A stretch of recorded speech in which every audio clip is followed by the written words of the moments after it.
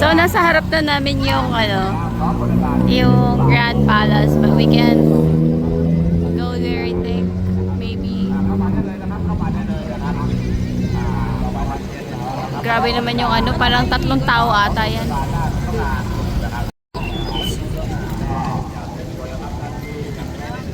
Oy, saan kayo sasayaw? Ay, sasayaw? So guys, diretso lang. Ito na nga. Magugulat na lang kami pag tagpa 500 kami dito. Sige, okay na lang din. 'Di ba?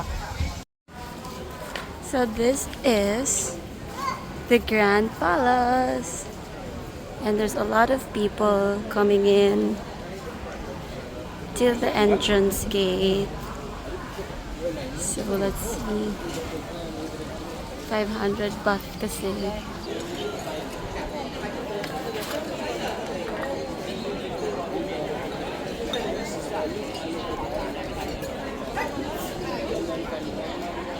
There's a lot of people coming in and also exploring the palace.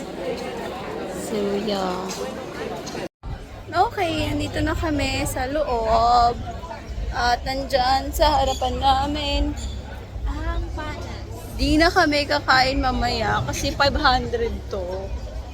So hanapin na namin yung entrance dito sa kabila. So let's go. That's closed. Ayan, para wide. Let's go. Yeah, this is the entrance.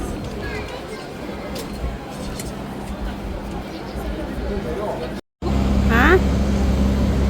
Ano? Dikit-dikit ng kagagmay, kadaghanan. Eto, ang daming tao. Parang pinapalibutan na tayo ng mga foreign germs. Charing. May tamba kay bash tayo.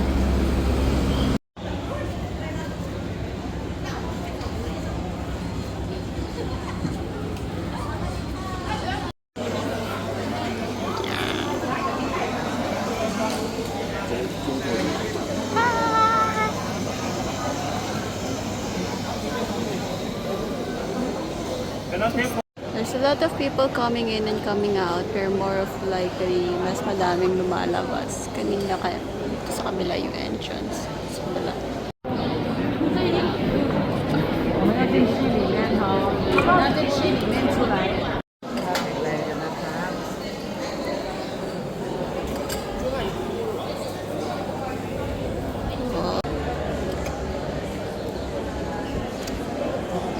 Have to salok water. Faceless tayo. Faceless yung brand natin ngayon. And then you have to pour it to the Buddha. Oh wow. And then same goes here. Oh.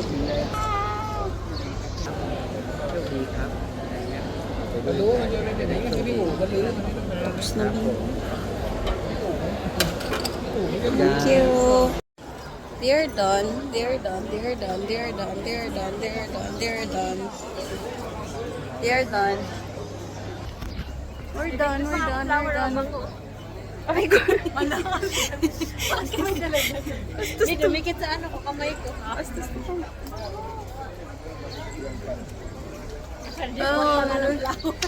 Hindi. Grabe, narinig ko lahat ng mga lahi dito. So far, isa pa lang yung nakikita natin Pinoy. Medyo masakit. So we're here. It's a different part of... Saan ba? Paano? Pag ano? Ay, sorry. Isa pa nga.